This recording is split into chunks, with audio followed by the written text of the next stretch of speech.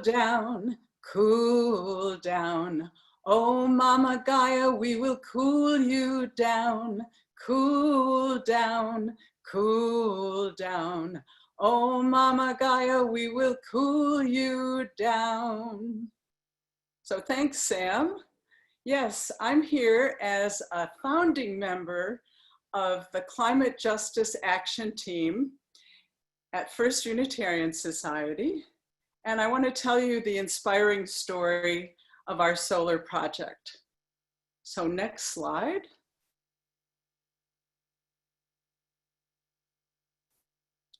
Actually, the next one after that.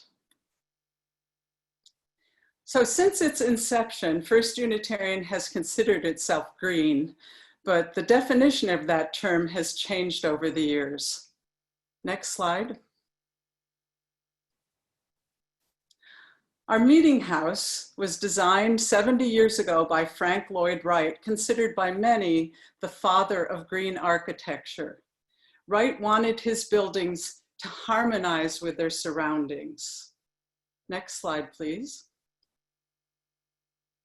As a result, he used the forms and colors of nature as his design touchstones, but he also used a lot of single pane glass to blur the boundaries between indoors and outdoors, and that's not something that we would consider green today. And it's cost us a lot more money and a lot more energy use than many of us at First Unitarian would like to have seen. Next slide. As one of Wright's best known designs, the original meeting house was named a National Historic Landmark. Being the stewards of this treasure, we've been careful to preserve it and to avoid incompatible uses. Next slide, please.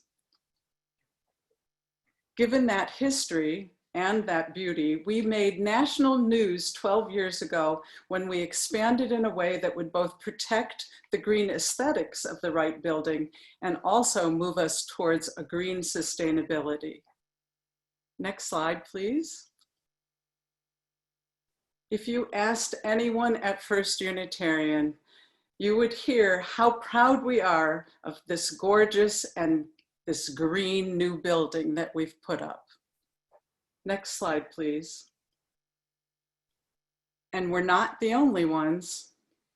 The new addition with a geothermal heating, ventilation, and air conditioning system, as well as a green roof that you can see here, received a gold level LEED certification, the globally recognized symbol of sustainable leadership and achievement.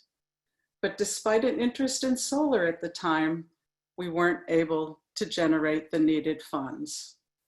Next slide, please. The new addition left us with hefty utility bills, and given the source of electricity in Madison, it left us with large greenhouse gas emissions.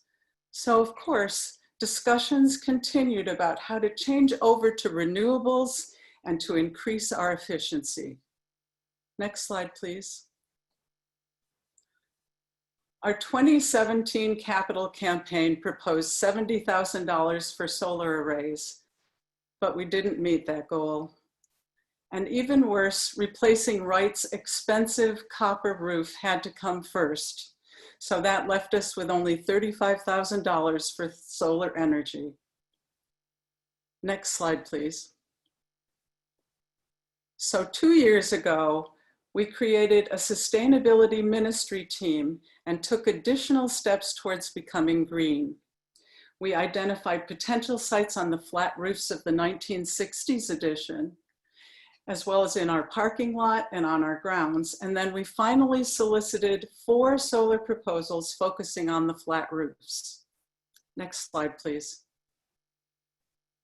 We went with the most ambitious, an 83 kilowatt system from Full Spectrum Solar.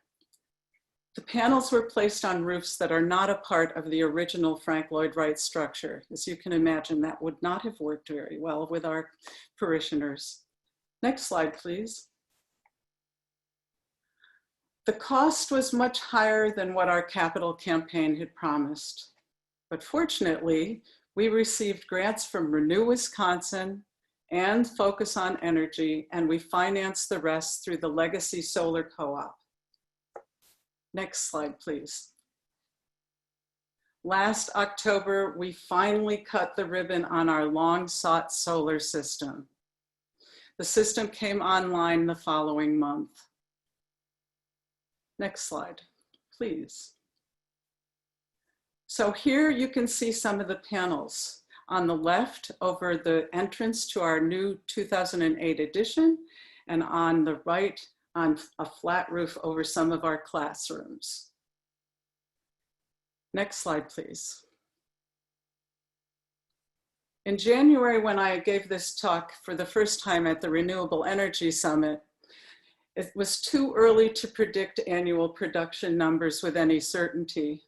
But now, after 8 months, it looks like we're going to generate 90,000 kilowatt hours for the year, about what our installer Full Spectrum had estimated. Next slide, please. As the solar project proceeded, we hired HGA architects and engineers to help us reduce our electrical consumption, especially the amount of energy that our geothermal pumps were using. Next slide, please. Improving heating, ventilation, and air conditioning efficiency will have roughly the same effect as our solar project. And together, the two of them will reduce our conventional electrical consumption and related emissions by about a half. Next slide, please. We're excited at First Unitarian about how green we're becoming in both senses of the word. And we want to help others to do the same thing. So we've started Array It Forward, an effort to inspire other nonprofits to provide advice and possibly some seed money for solar projects. And you'll hear about that later in the webinar. Thanks a lot.